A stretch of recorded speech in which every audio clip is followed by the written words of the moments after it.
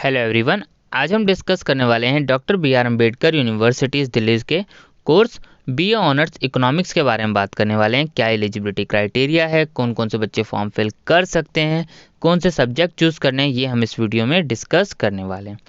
तो चलिए आइए सबसे पहले एक एक करके डायरेक्टली बात करते हैं। बीए ऑनर्स इकोनॉमिक्स के लिए क्या एलिजिबिलिटी क्राइटेरिया है। ध्यान रखना है कि आपको सबसे पहले क्लास 12th में आपके कम से कम 50% मार्क्स होने चाहिए। तो अगर आपके क्लास 12th में 50% मार्क्स हैं तो आप एलिजिबल हैं। 5% मार्क्स का रिलैक्सेशन है SC ST PWD, Delhi OBC non creamy layer और डिफेंस कश्मीरी माइग्रेंट कैटेगरी। तो यानी आपके 45% मार्क्स भी हैं तो भी आप एलिजिबल हैं।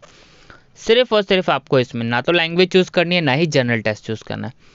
Best of any 3 domain specific subject, तो यानी सिर्फ आपको डोमेन पेपर चूज़ करने हैं, जो भी उनका बेस्ट होगा आपको कंसीडर कर लिया जाएगा। 3 पेपर, तो कोशिश कीजिएगा ज़्यादा से ज़्यादा डोमेन चूज़ करें। मान लीजिए आपने 5 डोमेन पेपर चूज़ करें, तो जिन 3 में भी आपके हाईएस्ट मार्क्स आएंगे, जिस 3 सब्जेक्ट्स में भी आपके हाईएस्ट मार्क्स आएंगे, उसको मेरिट के लिए कंसीडर कर लिया जाएगा।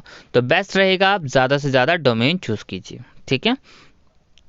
अब क्या प्रोसेस आपको रहने वाला है। पहला, CUET का फॉर्म फिल करना है। ये 2022 का प्रोस्पेक्टस है, ये आप जो है B R Ambedkar universities Delhi की साइट से डाउनलोड कर सकते हैं, ठीक है। आप हमारे टेलीग्राम पेज से भी डाउनलोड कर सकते हैं, लिंक आपको डिस्क्रिप्शन बॉक्स में मिल जाएगा।